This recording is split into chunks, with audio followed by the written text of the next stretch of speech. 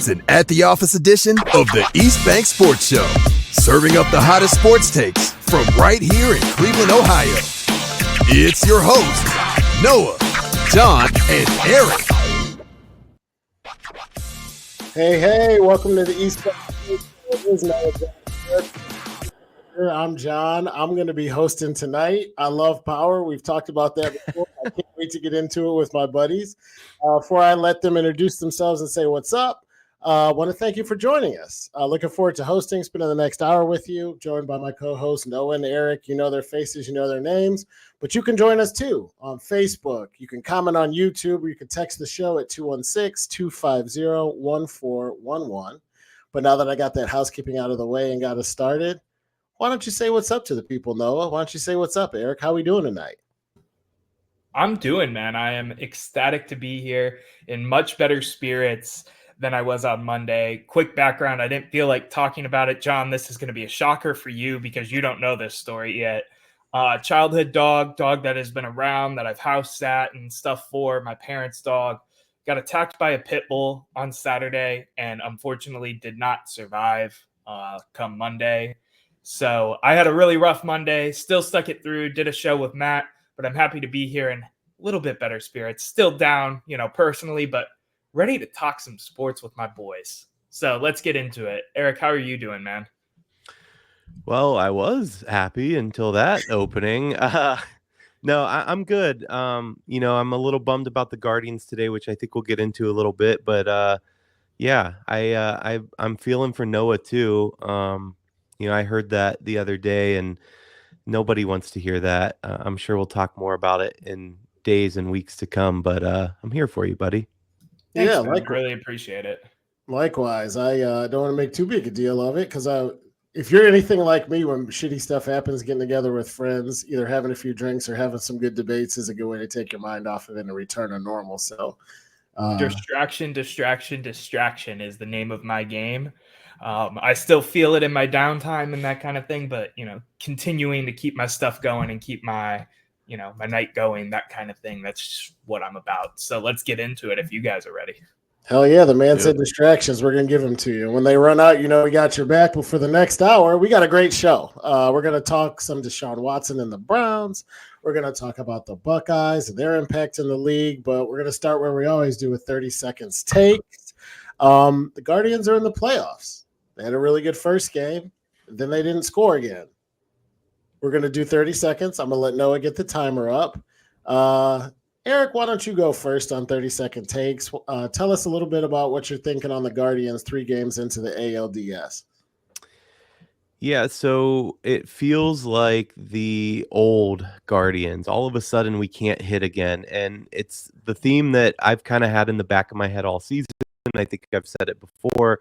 What happens when we get to good pitching in the playoffs or just decent pitching? The thing is, we had plenty of opportunities in this game. 3 or 4 innings, we had runners in scoring position with no or 1 out, and we couldn't get them across the plate. I hope they pick it up, but I'm bummed. Hit it right on the head, brother. Noah, why don't you go next? Give yourself 30 seconds since you're still running. Yeah, I got you. Let me do the thing. Are you ready? I'm still feeling cautiously optimistic even after today. The 2 hit the first time around, right? Game 2, wasn't super worried, was facing basically the best pitcher in the AL. Today, a little more disheartening, but we still got 2 games. We still have a potential game 5 here in the land where we can take it all back and win the thing and move on and continue with our championship aspirations. It's all about tomorrow and what they do tomorrow, and that's what I'm looking for at this point. Yeah, solid take, and I don't even know if I need the whole 30 seconds because it's mostly an echo of what both of you said, but my thoughts are this is who they are, who we thought they were. If I had one knock against Jose Ramirez in his whole probably Hall of Fame career, it's that when we get to the postseason and pitchers can hone in on his tendencies, he doesn't play as well, and neither do anybody, and the team that can run up 100 wins in the regular season, it just doesn't translate always to the playoffs. I haven't given up. I think they got a shot. I like our chances in game 4 tomorrow, but it's about what I expected. I do want to point on mute in real quick. Just because you brought up Jose, I mean, the playoffs are a time though when you can really pitch around him. So I don't even necessarily lay it at his feet. He's not going to see what he sees in the regular season, and that's okay. But that's where other guys really need to step it up, especially the latter half of the lineup, which we're just not seeing. I just want to say, even though I was optimistic in my take, I am wearing my Cavs merch for a reason, because they have given me no reason not to be happy yet. Yeah, it's the preseason, so, give them time. Back this season, they lost to the Chicago Bulls. How dare they? Anyway, I appreciate your passion. I am not as fired up as you are about a Cavs preseason loss as I am. I'm not either. We pulled our starters before the Bulls. I'm pulling your leg. I'm pulling your leg. Hey, you never know. Some people take that stuff seriously. I know when the Browns lay eggs in the preseason, people get their panties in a bunch. So that's just Cleveland sports fans favoring the Browns overall, and every little thing is a sign of what the season is going to become. Yeah, that's just me. I do think they're going to have trouble, though. Their record is because they're a scrappy, plucky team that plays hard, runs everything out, and over 162, that stuff rises to the top, and that's how you win 4, 5, 6 more games than the Royals and the Tigers. But we said early, no matter how good the record is, this team is not a roster built to, beat the Yankees or the Dodgers in October. It's a hell of a run. It's a good first year for our manager. I'm not going to – if they lose tomorrow, I'm not going to go, oh, my God, it's season's – like, it was another good Cleveland baseball run, and until they spend a little money, get another pitcher, Bieber gets healthy, and we get another bat, this is kind of going to be what it is. You got a chance to win the Central and lose in the first or second round. For sure. All right, 30-second takes over. We could talk about the Tribe probably for the next hour because we're in the heart of the playoffs, but I want to get into some of the topics that we discussed before the show and the things that we had on the agenda for today. So the first one's kind of interesting. Noah alluded to it last week. We kicked around some ideas, trying to keep it fresh. No, it's football season and baseball season. Basketball's around the corner, but we can't talk about what's your take on the Browns this week because it's not good. But it's Cleveland. We talk football all the time, and we got to thinking, maybe as a continuation of the Baker Mayfield conversation from earlier this year, okay, now that Deshaun is kind of imploding, for lack of a better term, and playing terribly, his QBR in the single digits, we started throwing around the idea of what would have happened to the Browns and where would we be today if the Deshaun Watson trade never happened. So we'll work around in our typical fashion. Erik, you started 30-second takes. So, Noah, why don't you get us kicked off? Tell us what you think the Browns would be doing now if we never got DW from Houston. Yeah, so I think it's first important to remind everyone what went into this trade before we go into the nuts and bolts and what moves we would have made and where this roster would be at to this day if, we were Andrew Berry and had the balls to tell Jimmy Haslam no in hindsight, right? This is all in hindsight. I used hindsight in my take. Anyway, Cleveland gives up their first-round pick in 22, 23, and 24. Their fourth-round pick in 22, their third-round pick in 23, and their fourth-round pick in 2024. For quarterback Deshaun Watson and Houston's sixth-round pick. They then go on and sign him to the mega $230 million all-guaranteed contract that he's got signed to. And now we are dealing with a quarterback that can't throw more than 10 yards down the field or make a read to save his life. Unfortunately, that was the move we made. Some felt good about it. Unfortunately, I was also one of them. Some felt indifferent about it. I think you guys were kind of there for the most part, and some hated it right away because of the off-the-field implications. That's neither here nor there. Today, I'm going to walk you through what the Cleveland Browns could have done with all of the draft capital, all of the decisions to be made that are left out there on the table with these draft picks instead of them being in Houston's hands. So let me get into it. The first decision that I wanted to highlight, and John alluded to it, was this is kind of going to be a continuation of the Baker conversation, right? For those who don't remember, and if you don't, were you living under a rock? Baker Mayfield was extremely disgruntled as soon as the news of the Browns even shopping for another quarterback, even shopping for Deshaun Watson came out. So time out, and I want you to continue. Oh man, you didn't even get far into this take. Baker Mayfield was not extremely disgruntled. posted on Twitter like a teenage girl and complained and said his goodbye like he was a franchise quarterback and didn't come off the worst season of his career. I don't care. He was hurt. He was young, and people your age should get this. He used social media. Put your ego to the side and sit the bench. Okay. With that being said, you got what you deserved, because now guess what? Deshaun's not tweeting, so I guess we're in better shape now, right? Well, he blocked all of us. He blocked all of us. Leroy is tweeting a storm, but go on. So the first move I make as the Cleveland Browns coming out of this whole thing is realizing that we are going to have to go into a retool, whether we like it or not. So the first move I make is a carbon copy of the move they made with the Carolina Panthers in 2022. They trade Baker Mayfield to the Carolina Panthers for a 2024 conditional 5th-round pick. He was a locker room problem at that point. He wouldn't get off the field. I miss Baker. I enjoyed those times. I wish him the best succeeding in Tampa, but we had to move off of him because of all the things considered. Got a pick out of it, a pick that's very important. You'll see why later. And we move forward with that. What's the next step they make? You might ask. I'll tell you.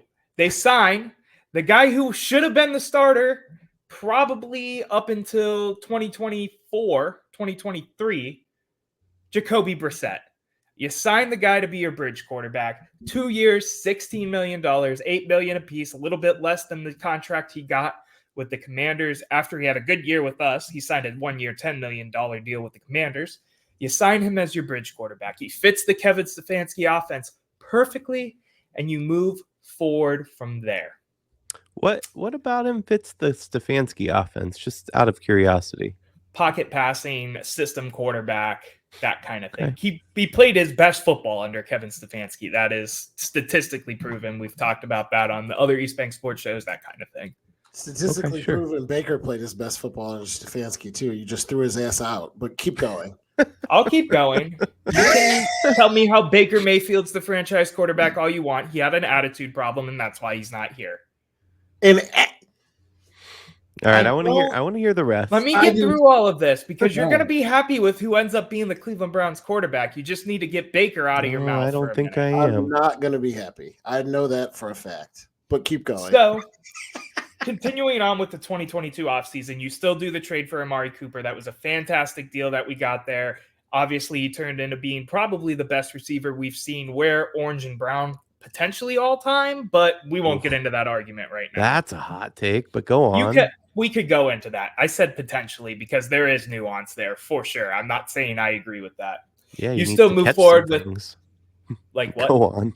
Yeah, I said it would help if he would catch some things. Well, but if the quarterback could hit him, Deshaun Watson has a 45% overthrow rate to Amari. Yeah, it's really bad because he sucks, but we also lead the league in drops. So I think Amari couldn't catch a cold at one point. Put Jameis out there. I think he's let me keep going. Let me go through my fantasy world.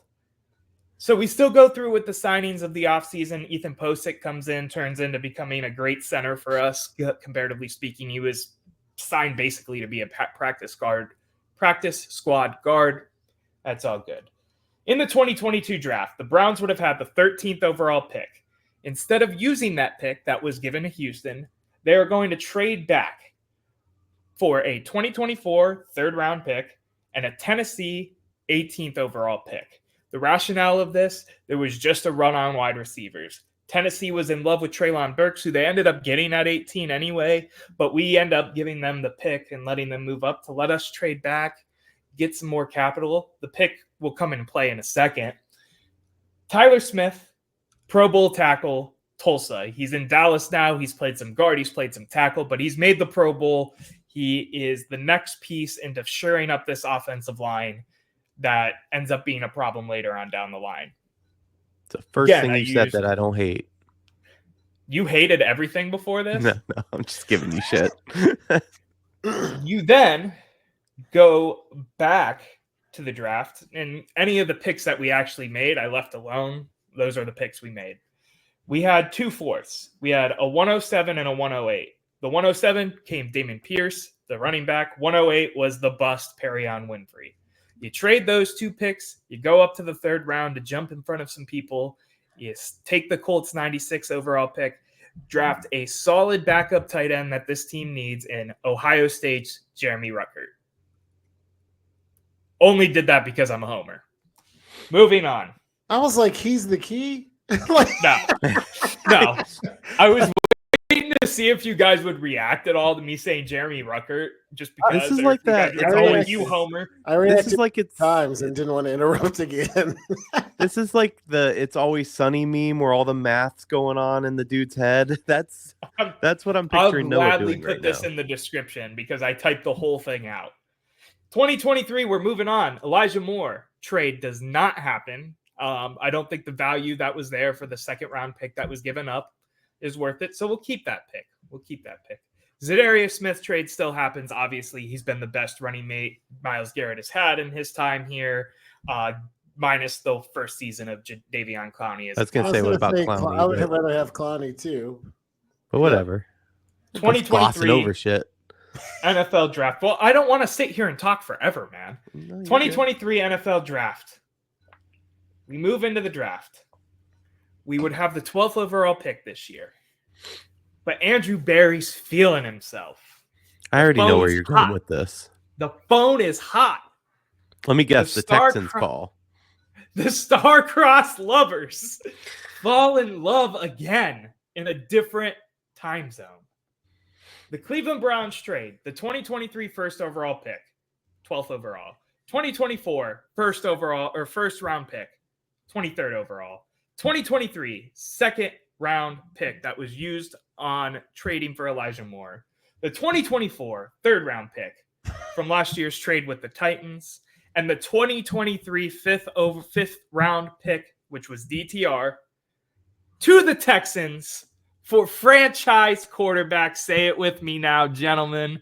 CJ Stroud. CJ Stroud is a Cleveland Brown, but they don't stop there, gentlemen. They do not. Oh, God. The Browns now own 3 third-round picks. Hold on. We need to stop there. Yeah. Because before we get into my takes and you rip them apart, there's no way in hell. Next, I got to react to that first. There's no way in hell the Texans were giving up that second rounder. Not a chance. Let me give you my rationale for this for a second. If you say they thought they were going to rehab Deshaun, that's incorrect. No, Deshaun in my world is probably in Atlanta or wherever else wanted to trade for him. Okay. What I think happens here, and the only reason I rationale this a little bit, is because the Texans were in love with Caleb Williams.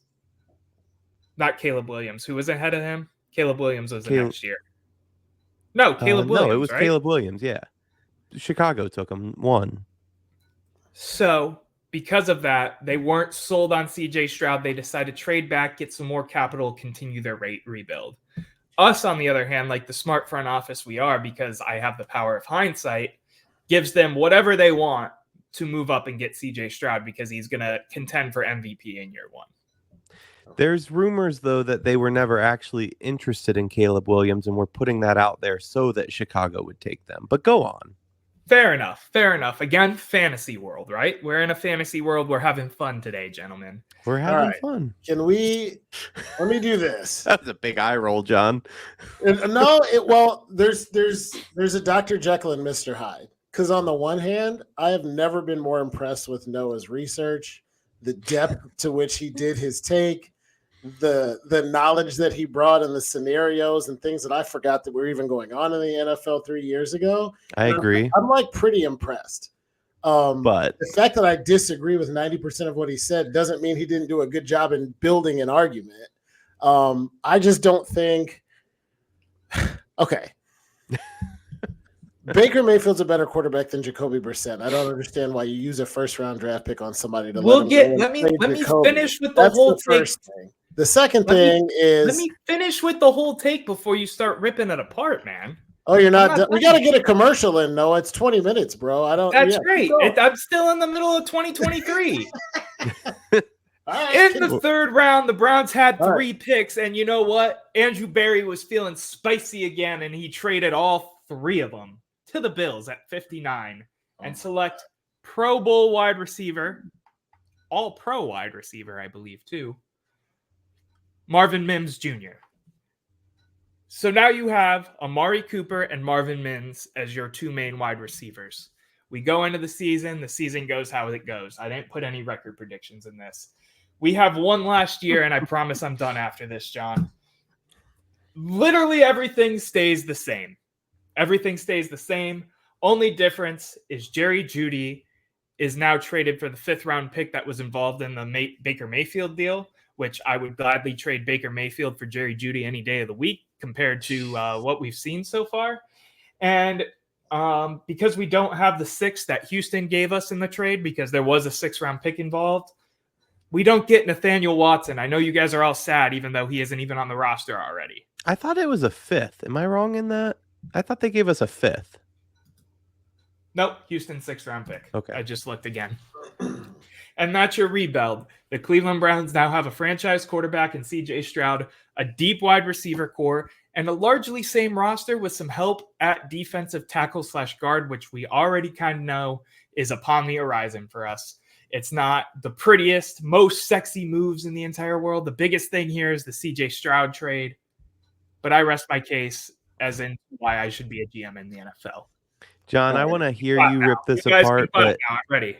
But you should I'm know. gonna keep it brief because ripping his take apart and having a take of my own is two different things. But he had so many things in there that I just fundamentally and vehemently disagree with.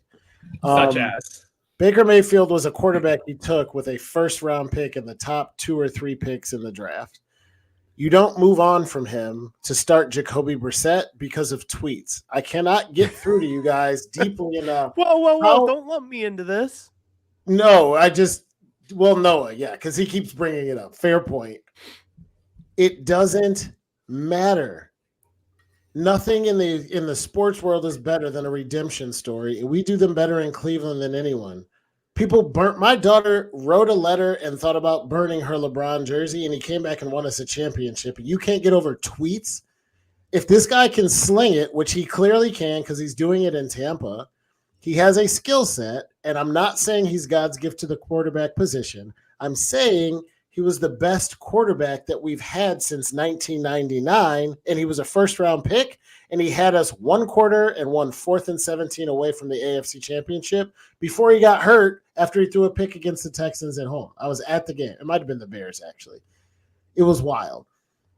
I don't think we needed that much. Like, my take on this, and we'll see how deep we get to it because I did not do the level of research you did, even though I did research, is add depth at linebacker, add a rusher opposite Myles Garrett, and put a running back behind Chubb because you know running backs get hurt, and play it back with a healthy Baker Mayfield. See if you can work it out with Clowney, and then keep Donovan Peoples-Jones. Like, we're over-engineering something that I don't think needs to be over-engineered. Your team – at the end of it was awesome.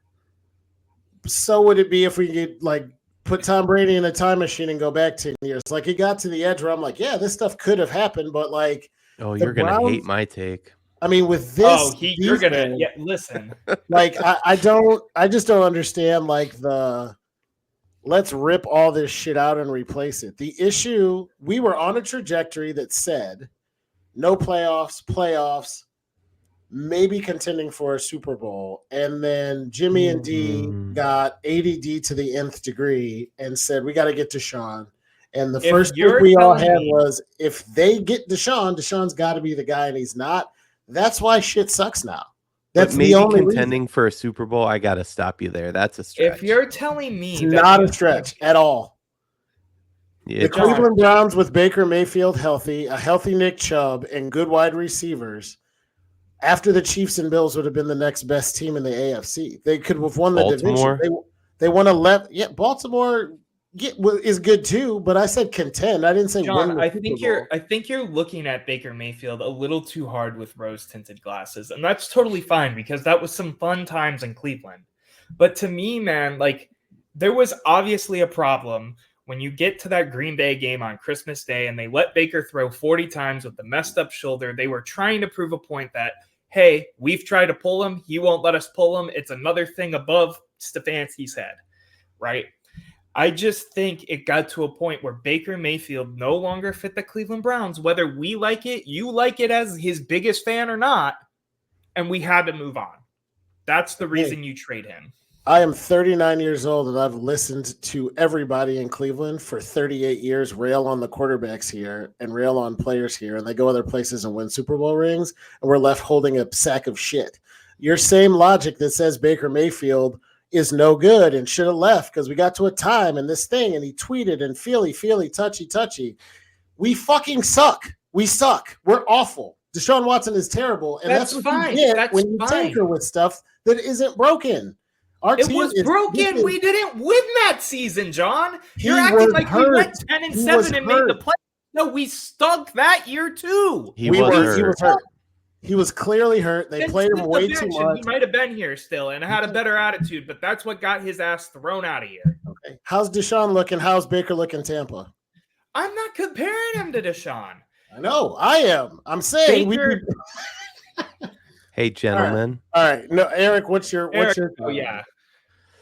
Well, first of all, welcome to the Erik Show, buddy boy. I am GM now, and I am in charge, and I have carte blanche to do whatever I want. So this is the Erik Williams front office. So keep that in mind. Take a commercial break now, John, just so Eric's take goes shorter. How do I mute you, Noah? All right, now that that's out of the way. All right, listen, first things first, I would patch things up with Baker. I would be coming in as a new GM. I would whisper sweet nothings in his ear. But at the end of the day, I do agree with Noah that he wasn't our guy. Now, I'm not saying that we should have done the Deshaun Watson trade. I've never been a proponent of that. But I was never a guy that said Baker's going to take us to a Super Bowl. Would I love to have him now in hindsight? Certainly. But I didn't think he would be able to do enough to lead us to a Super Bowl. So where does that lead us?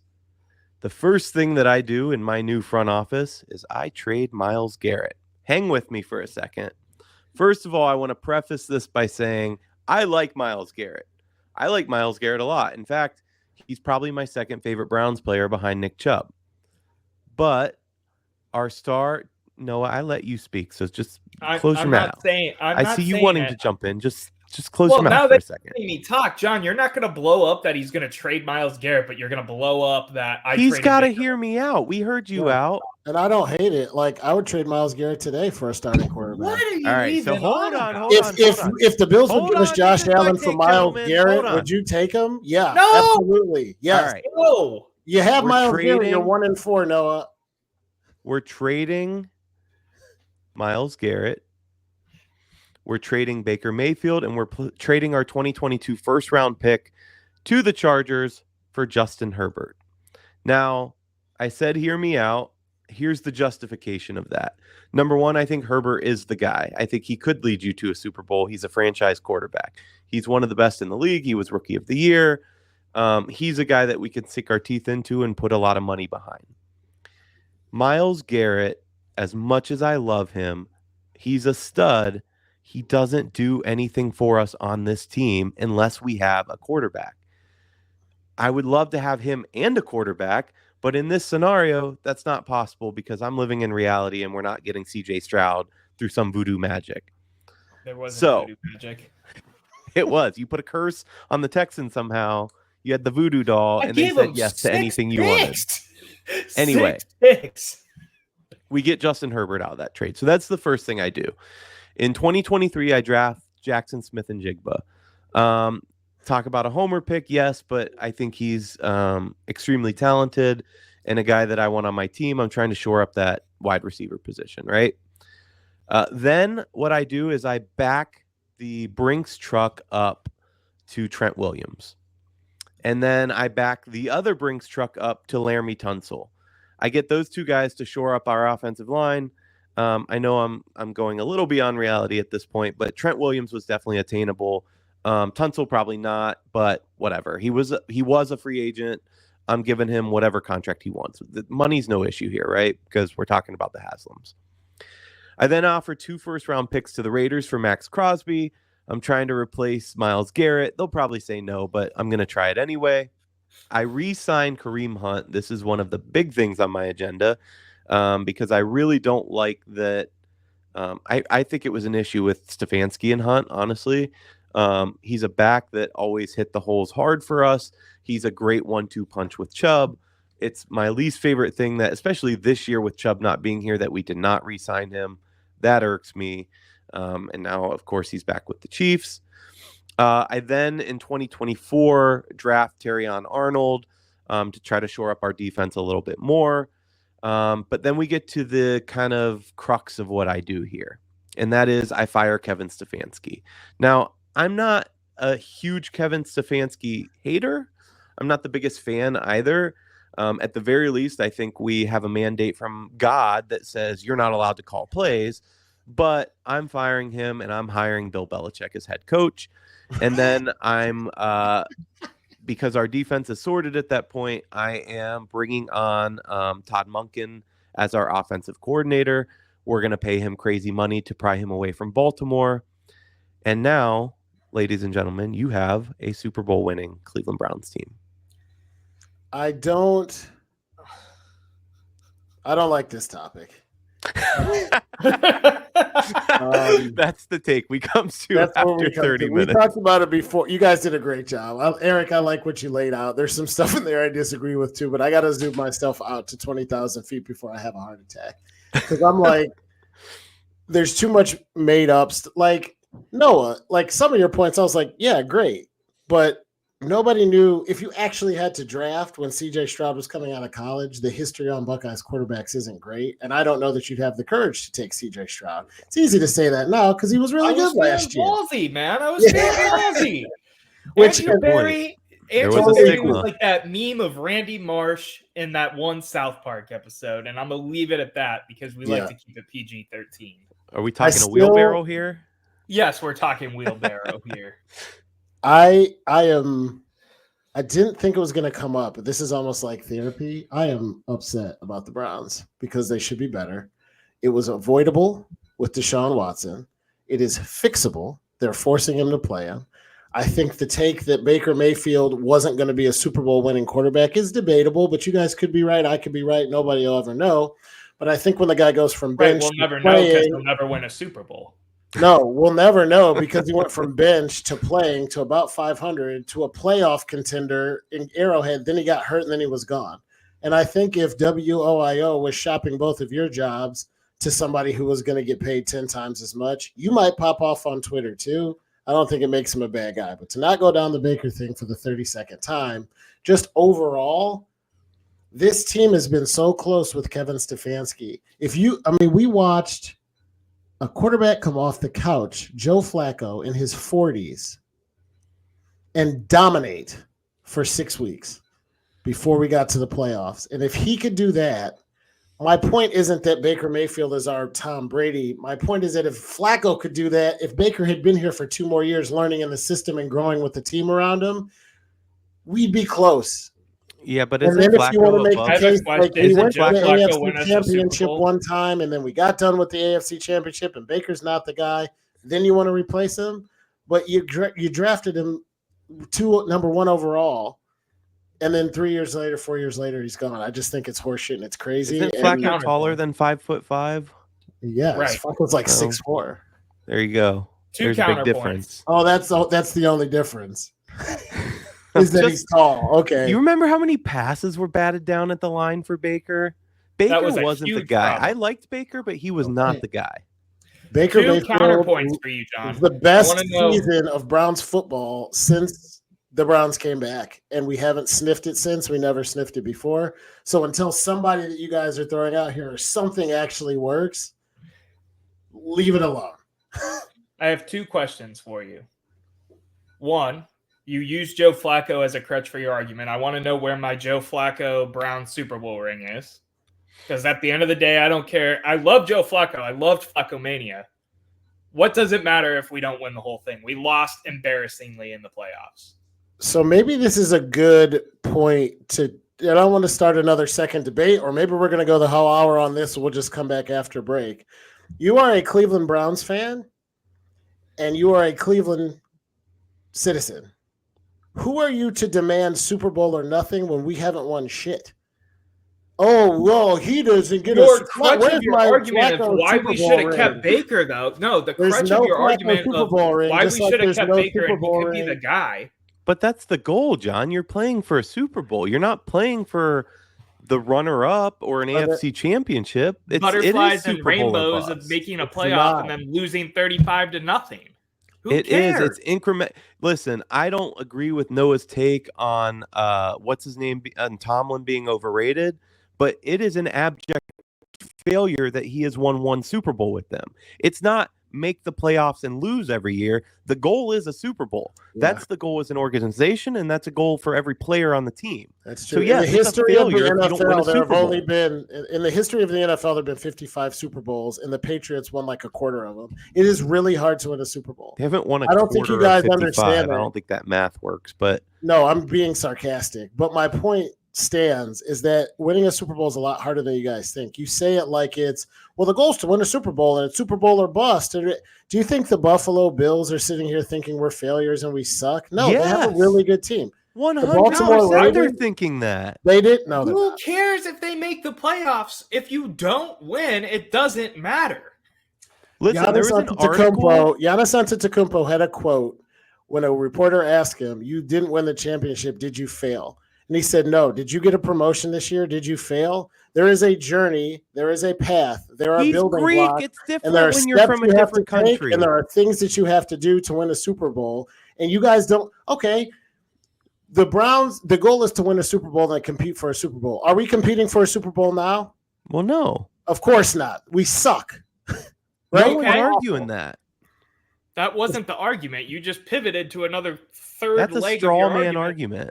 It's 100%. It's not. I have another counterpoint for you, and then you can take us to break, John. No, the goal is to win a Super Bowl. The goal is to win a Super Bowl every year. That's fine, but it doesn't mean you're an abject failure if you don't win a Super Bowl. It's harder than you guys know, and as Browns fans, you two should get that better than almost anybody. We do get it, but I get it, but at the end of the day, it doesn't matter. I don't see themselves as a failure. You're wrong. They absolutely see themselves as a failure. I don't want 10 years of Baker Mayfield and first. Nobody said 10 years. I'm just saying. My second argument for you, and then please take us to break because we're already coming up on 40 minutes. You said, don't give up on Baker. We drafted him with the first overall pick. You know how much that doesn't matter to Andrew Berry?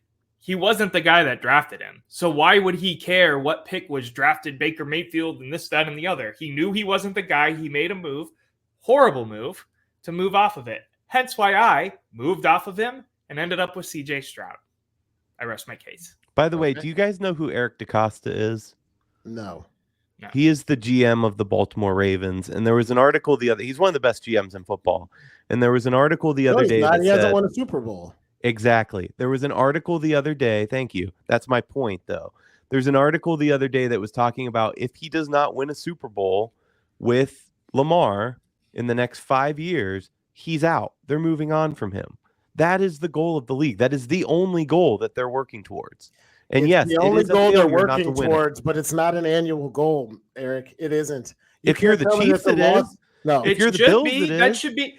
If you're waking up, John, cut us to break, and we can come back to this after this. All right, we're gonna come back. Let's go to break. We'll go to break right now. More at the office after this.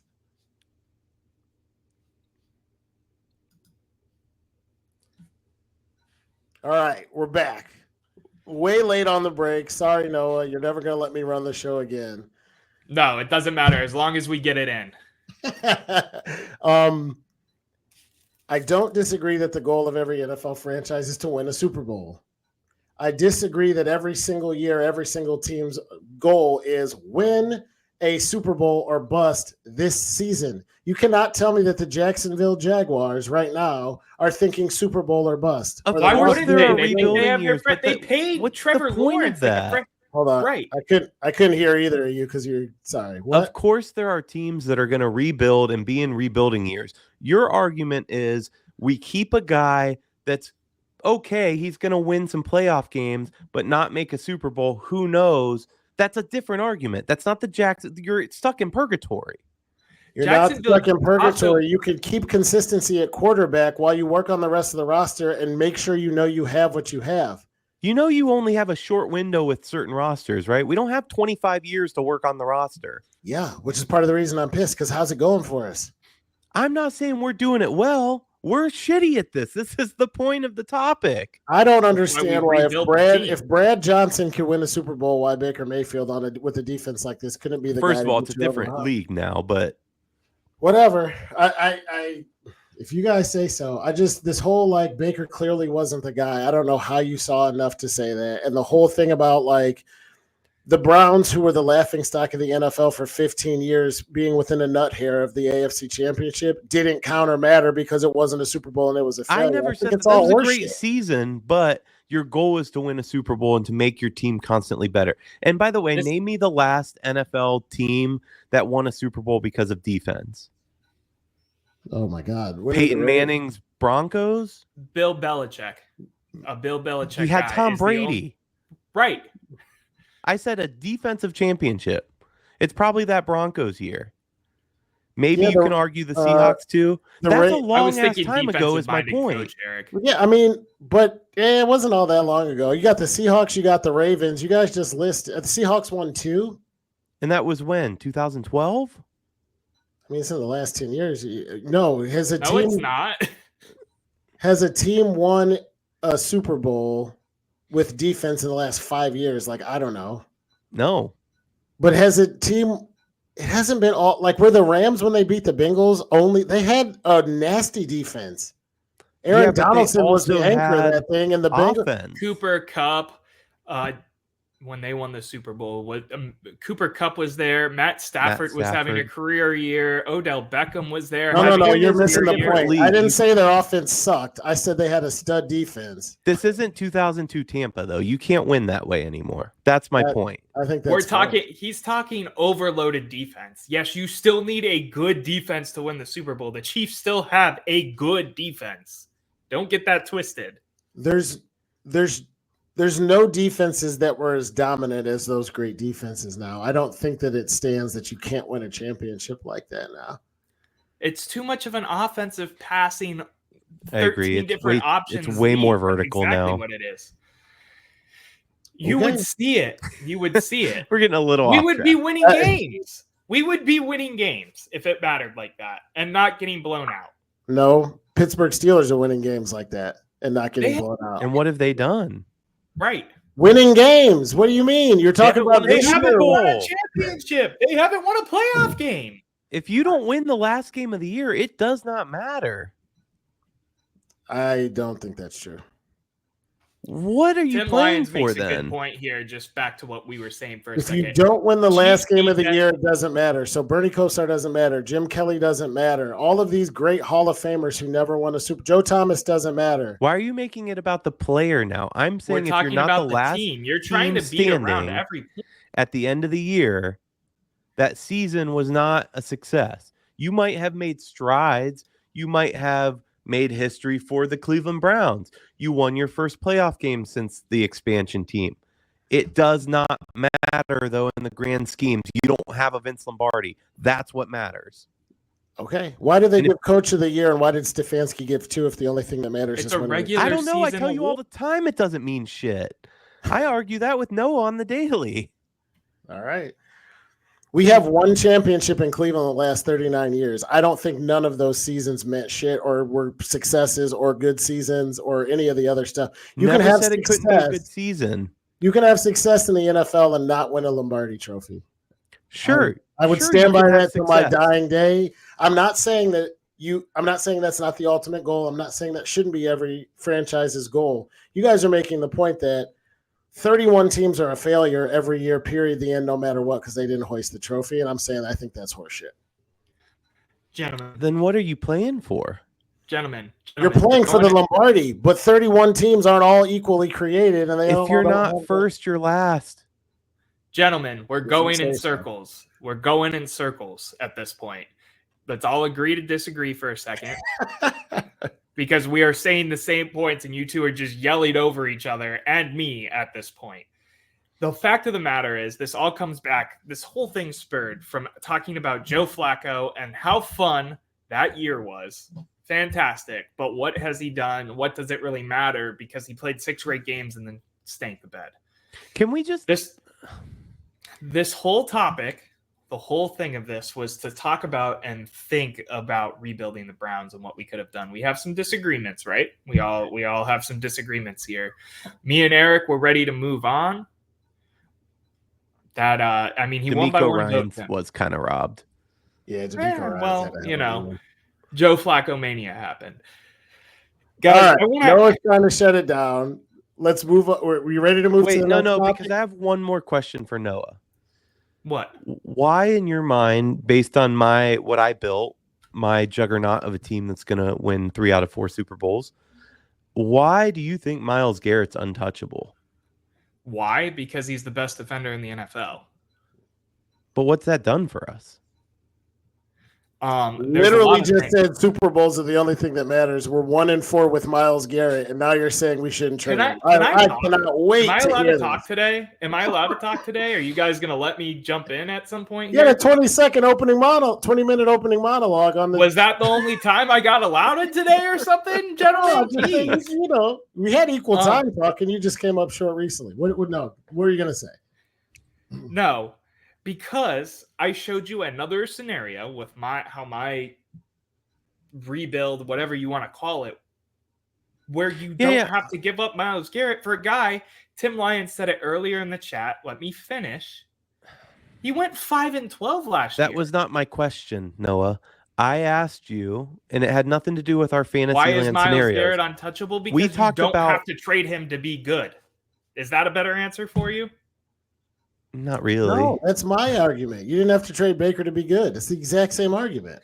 Good isn't good enough. Myles Garrett's an actual franchise player. Baker Mayfield was a crybaby. The crux of what you hate about Baker is his tweets, and that is not good. His attitude and his problems in the locker room that all came out within 48 hours of him getting traded. Listen, you call us old heads all the time. This is some Gen Z shit. Who gives a shit about all that? Nobody. Nobody. Matters. A locker room matters. Newsflash, guys your age typically aren't in the locker rooms. People my age are, buddy. First of all, I'm in like prime quarterback age. John is a little long in the tooth, I'll admit, but hey, if I was Tom Brady, I'd have at least 3 years left. I'm LeBron's age, so you two just shut up. I don't get it. I don't think it makes sense either. We've had Myles Garrett all this time. I didn't hear his name once last Sunday again. We were 0-16 with him. I mean, he didn't jump offside for the first time. You're gonna put his rookie year against him. Fine, we were 1-15.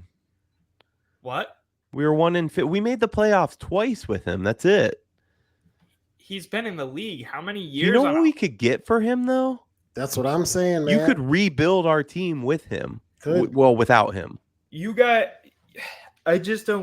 I don't get that thought process whatsoever. You're talking about a bar none, irreplaceable tier of player. No, here's what I'm talking about. No, listen, real quick. I'll give you the perfect example of what I'm talking about. Let's pretend in our made-up world of what we're doing right now that tonight I just bought my ticket. I won the Powerball.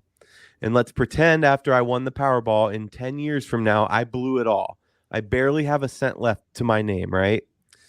And I get everything's gone, but I held on to that special tool for a Ferrari that I no longer own. What's the fucking point? I don't have the Ferrari.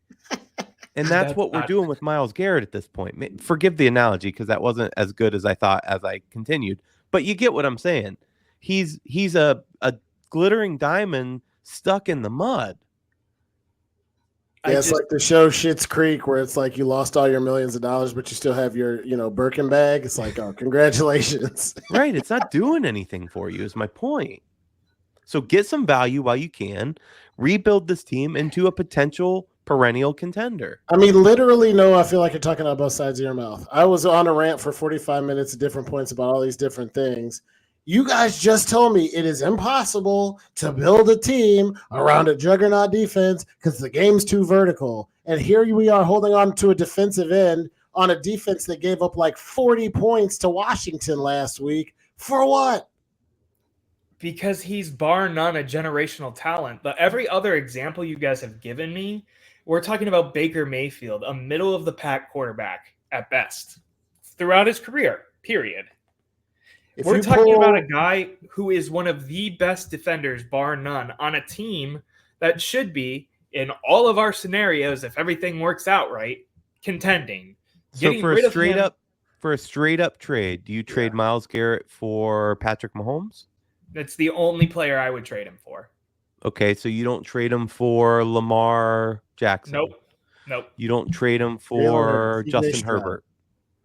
Justin Herbert? Hell no. You don't trade him for CJ Stroud. No. I think not straight up. Jalen Hurts. I mean, so not Jalen Hurts. He's horrible this year. Years past. I'm talking. No, this year he's not playing. Dak Prescott. Just kidding. Yeah, right. Okay. Now you're just trying to pull my leg. I don't.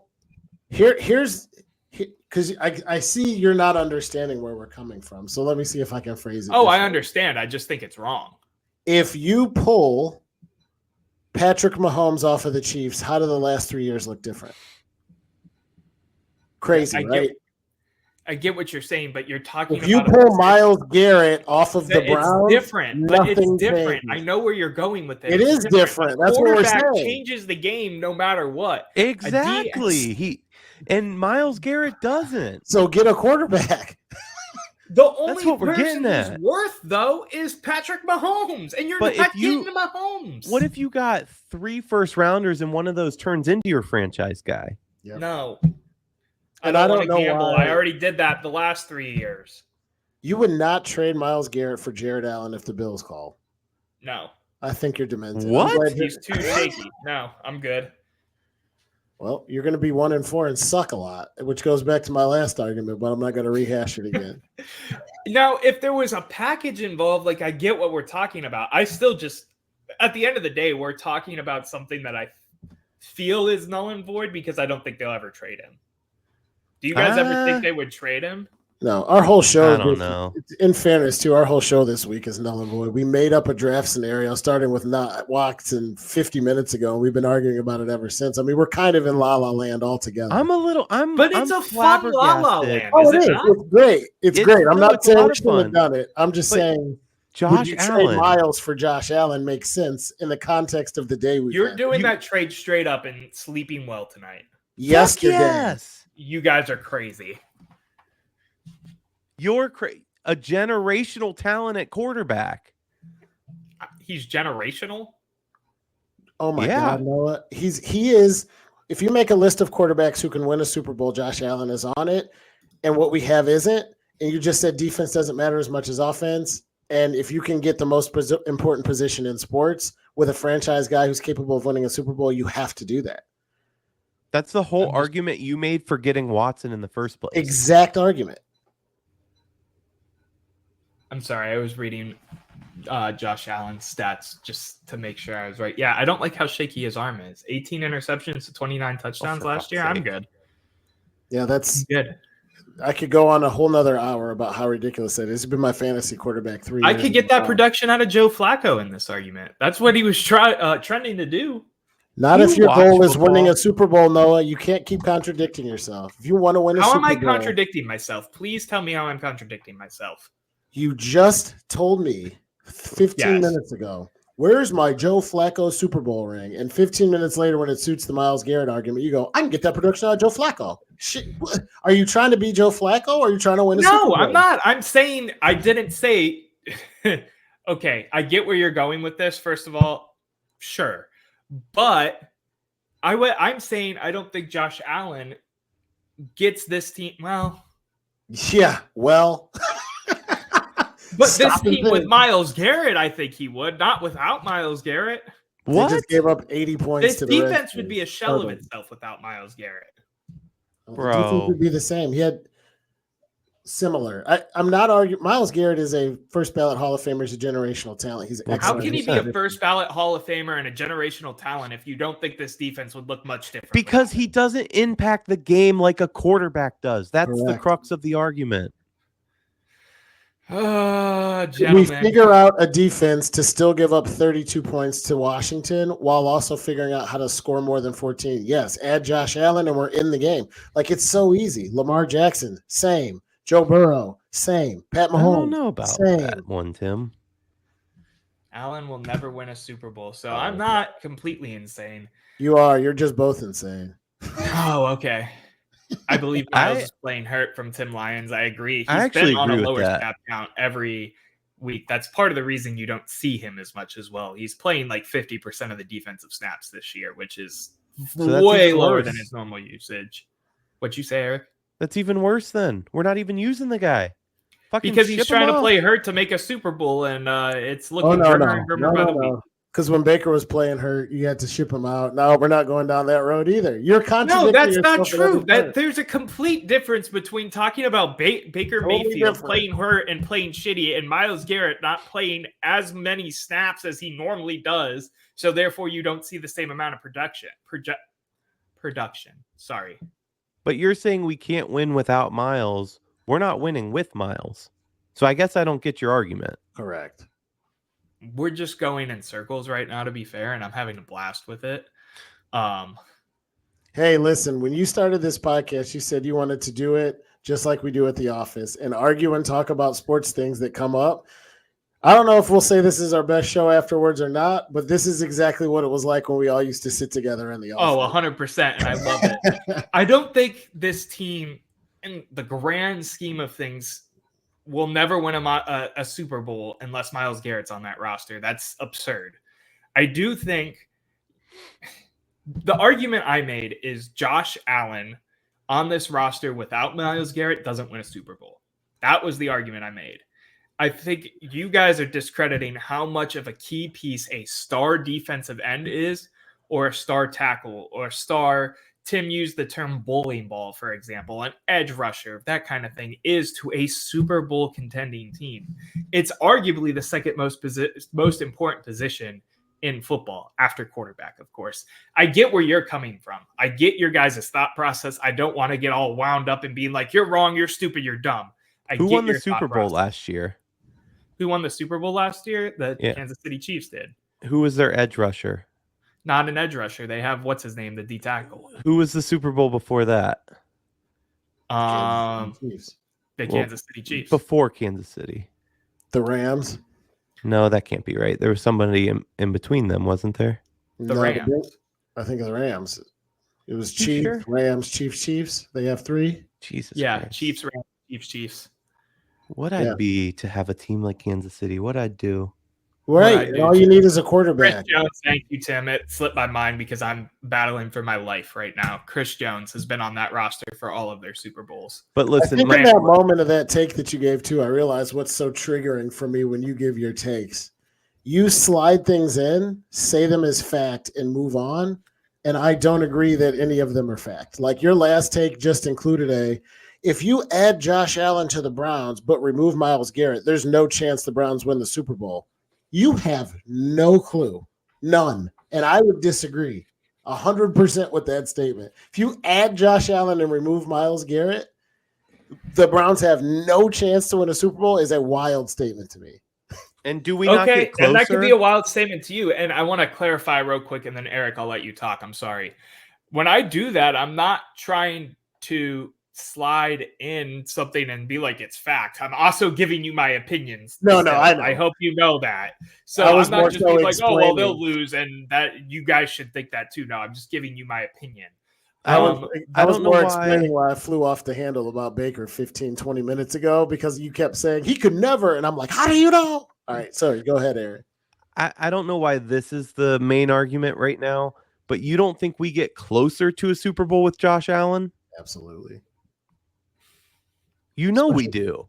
And of course we do. And if Nick Chubb were healthy, I wouldn't. We have right now the roster we have rebuild wise.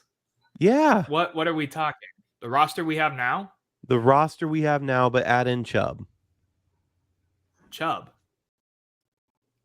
Allen? Yeah, add in Chubb. He's on the roster. Well, he's hurt is my point. Chubb's back. Okay, wait, you cut out on me then, E. I don't know what you're saying. No, I'm saying the roster we have now, including Chubb, who's hurt. Yeah, and you remove Miles and add Josh Allen? Yeah, you don't think we get closer to a Super Bowl? Yes, we're not 1-4, and you know it. We're a goddamn playoff team. I guarantee you that. Exactly. And if the goal is to win a Super Bowl and get close while you're waiting to win a Super Bowl, how you make an argument for a guy you know can win you more games? That's we're pushing for an AFC championship. We're probably battling with KFC. We're probably battling with KC. I might be hungry. Our brains are mush after an hour of arguing around hypotheticals and what coulda, shouldas. That's the point and the whole crux of my argument. He's not doing us any favors right now on a losing team. I like the guy. He sells jerseys. Cool. He likes dinosaurs and hangs out with fans. Also cool. That's not doing anything for us. Yep. It is, but it isn't. There's different aspects to this. Go ahead, John. So, and again, I'm going to hold you accountable on this one. There are no different aspects. You just made the argument that winning a Super Bowl was everything for every of the 32 teams, and we are 1-4. So there is no is, but it isn't. It just isn't because we're terrible, and we already have Miles. And if we added a quarterback like Josh Allen, we wouldn't be 1-4, and we'd be better. That's it for me. Yes, your heart and your brain are battling right now. I can see it. What? I'm not asking you to say he sucks. He doesn't. He's amazing, and I love him. And he's.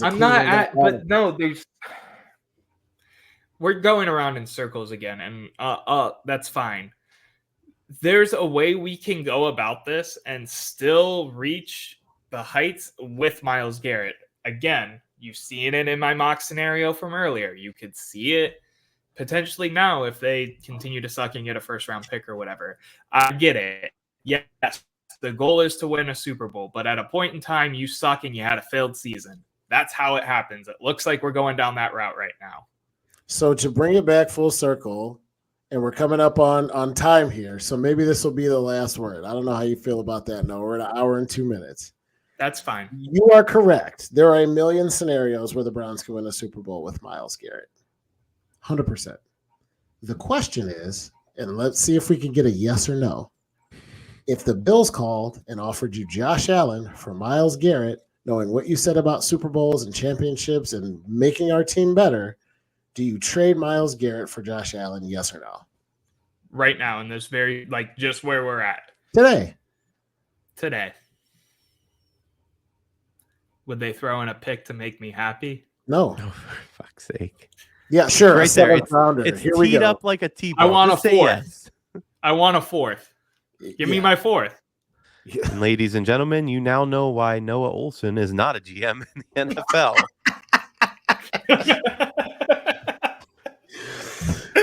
Oh, this was fun, guys. This has been a fun one for sure. This has been a fun one. I appreciate you sticking with me through the ups and downs. We had emotion. We had Browns. I think it's all coming to the top. We got a 1-4 football team. We thought we'd be competing for a playoff spot. Thank you, everybody, for listening. This has been Whoa. You don't skip hot takes, John. I wasn't going to. Oh, my bad. You were thanking everybody for listening. That sounded like you were skipping it for sure. It did. Thank you, everybody, for listening. This has been At the Office. We're going to close out today like we always do with hot takes. We'll go around the horn. Let's start with Erik, and then we'll sign off. Well, I guess I should start hot takes by apologizing to John. That's okay. Because he had that covered. So that's my bad. My hot take today is going back to baseball because we are still in the middle of baseball, and baseball is definitely one of my favorite sports. I love October. It's so much fun. I am vehement and mad as hell that the art of bunting is dead. There are so many times there's a runner on third with no outs. Why are we not doing the suicide squeeze? It's one of my favorite plays in baseball. It all but guarantees you a run. We're not teaching bunting now. We're not putting an emphasis on bunting now. And it actually pisses me off because it could be the balance of whether or not you win or lose. Bring back bunting. I love it. 30-second comment on what Erik said, and then Noah, we're going to do yours next. Me and my wife have a saying, and it's called when you Hank in Pat something. We love the show. Everybody loves Raymond. Somebody was getting married. They intentionally screwed up the invitations, wrote Hank in Pat, but they accidentally got mailed out. We say you're Hank in Patting something when you intentionally screw up so you don't have to do it again. And I think that's what major leaguers do with bunting. I told you I was going to bring it back. A lot of these guys, especially regular season, they're like the manager puts on the bunt sign. You see them trip a little and fall and then foul one off. They're like, oh, man, now it's 0-2. I got to swing. I'm not saying everybody does it, but some of those, I'm like, you guys are the best athletes in the world. You can't put your hand in your bat here and knock the ball forward. Give me a break. Yeah, and have you guys ever been to the batting cages where you turn it up to like 90, 95? Yes. And the only thing you can do is bunt? Yeah, you hold the bat there and you hit it every time. I'm not sure what's missing here because it's like the easiest thing to do, but. Agreed. All right, Noah, what's your hot take? Yeah, man. So I put a lot of thought. I'm sorry, I'm cutting out right now, I think. Am I? Yeah, you're freezing a little. John, you do yours. I'll come back around. All right, my hot take is I thought Erik was going to do – we bumped heads once and had the exact same hot take. I thought it was happening there again. My hot take is that I don't have anything personally against Bob Costas, but he is a freaking abysmal baseball announcer. He gets excited at fly balls. He doesn't get excited when people are rounding the bases and coming home to score. You are calling the New York Yankees game in New York, and this guy is like he's never seen the sport before. Like I said, I don't want to take it too deep. I don't think he's a bad dude. He's another Hall of Fame kind of career. But I was listening to the game before we got on the podcast and literally yelling to my wife from the other room as he like mumbled through somebody hitting a double off the wall as the Yankees came around to make the score 1-0. And I'm like, this guy's terrible. He sucks. He's old, man. Yeah, that usually you get older, you get better at stuff like calling baseball. He was covering Murderer's Row. Like, what do you want from him? That's crazy. I want whoever's calling the Guardians and Tigers game to do all 4 series because I actually think they're doing a hell of a job. I agree with that. Bob's 72, by the way. I'm a hop in here now because part of my problem with this was my connection. The other part of my problem with this segment is I put all my time and energy into building the greatest Cleveland Browns roster of all time with CJ Stroud at the helm that I forgot that this is a segment that we do. And even through all of that, I still haven't thought of something. So I'm going to go on a whim right now. I want to see the Cleveland Cavaliers go above expectations and make the finals this year. They're going to be the team to do it. It's a hot take. That's what I'm feeling. I think in another year with a new system, with all these players getting the chance to gel that all the metrics are saying, that's where I'm at. And no Conference finals or NBA finals? I said NBA. I didn't say they had to win the thing. Oh, man. I love this take mainly because I like the optimism. I hope you're right. But I love this take because in, I don't know, 3 months, we're going to be talking about, should we trade Darius Garland? Who could we get for him? So yeah, I'm going to write that down. I'm going to keep receipts and just remember that. Yeah. And it could be I didn't say I believed in the take. It's a hot take. And I'm just feeling good about the team right now. I don't believe in it full-heartedly, but if we're going to be spicy, my optimism is letting me optimize while it is still the preseason, just like I did for the last 2 teams. Speaking of Noah, real quick, because Noah always calls me an asshole, which is very rude, but I just want to share a little story with you. I call you a fine folks out there. An asshole. Well, both. I can be both, as Archer would say. A couple weeks ago, I shared a picture on my Instagram, which is Michael Williams, if you want to follow it. Of me and Queen Latifah. We had just thrown out a first pitch in the Indians playoff game. It was the Midge game back in the day, if you remember that, against the Yankees. By the way, Guardians, if you want me on Saturday, I am available. I've been resting my arm, so just let me know. But my point is, I had a backwards hat on, and Noah goes, man, You're gonna throw me under the bus. He goes, "Why is your hat so low? It looks like you don't have eyebrows." And I go, "Yeah, probably because I didn't, bro, because I just had cancer right before that." And he's like, "Wow, I feel Completely like a went dick over now." my mind. Open mouth Completely went and- over my mind. I just want to give you shit real quick. Awesome, guys. Well, thank you guys for joining us this evening. Before we go, make sure to check out the other guys at the Fanatical Elves. They have some great content too. Lou, Noah has his show on Friday. Jarrell, Sham, Steve, the other John. We got some great people at the network. Thanks for joining us. And until next time, Cleveland, we got at least one more. Go Guardians. Peace. Noah, hit the music. Peace.